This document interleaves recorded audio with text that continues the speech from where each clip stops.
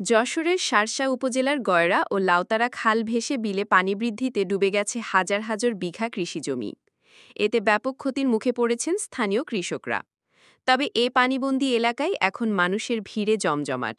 আশপাশের গ্রাম থেকে প্রতিদিন শত শত দর্শনার্থী ভিড় করছেন এখানে। কেউ মাছ ধরছেন, কেউ নৌকায় ঘুরছেন, আবার কেউ ছবি তুলতে ব্যস্ত। স্থানীয়দের চোখে এটি যেন হয়ে উঠেছে মিনি কক্সবাজার। এলাকায় ছোট ছোট দোকানও বসে গেছে। তবে কৃষকদের দাবি, হঠাৎ ভারত থেকে নেমে আসা পানির কারণেই এ বিপর্যয় ঘটেছে। দর্শক, আপনারা যেমনটি দেখছেন, আমি যেখানে এখন উপস্থিত আছি এটা হলো যশোর জেলার শার্শা উপজেলার গয়রা এবং লাউতড়ার যে বিল ছিল সেই বিলটি কিন্তু এই মুহূর্তে একদম পানিতে প্লাবিত হয়ে গেছে। এখানে হাজার হাজার বিঘা জমি ছিল, সেই জমির ধানগুলো এই বছর সব মাইর হয়ে যাবে। তো এখানে আমি যে জিনিসটি লক্ষ্য করলাম এসে, যে শত শত দর্শক এখানে আসছে, যেন এমন তারা মনে করছে যে কক্সবাজারের যে একটি ফিলিংস সেটি যেন এখান থেকে তারা উপভোগ করছে। এই জন্য এখানে শত শত মানুষ তারা ভ্রমণের জন্য আসছে।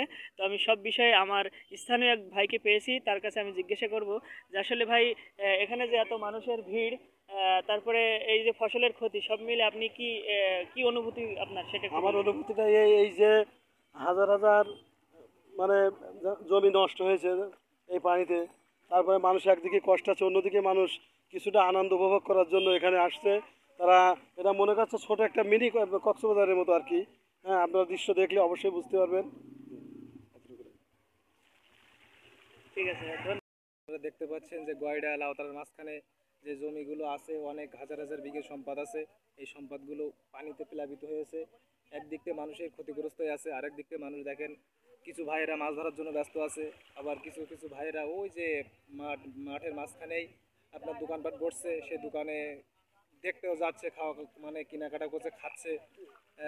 শেষ বলতে চাই যে অনেক মানুষই যারা ক্ষতিগ্রস্ত হয়ে আছে, আশা করি প্রশাসন এইদিকে নজর দিবে এবং যারা ক্ষতিগ্রস্ত হয়েছে এদের কিছু স্বার্থ দিয়ে সহযোগিতা করবে, এটাই আশাবাদী। করার জন্য, নিষ্কাশন করার জন্য খালটা ভালোভাবে ক্লিয়ার করলে, ওদিকে মানে বাঁধ আছে, বাঁধটা কাটাই দিলে মনে হয় পানিগুলো সব চলে যেত। অনেক হাজার হাজার বিঘে জমি মারিয়ে যাচ্ছে, কৃষকরা খুব দুর্ভোগের মধ্যে আছে।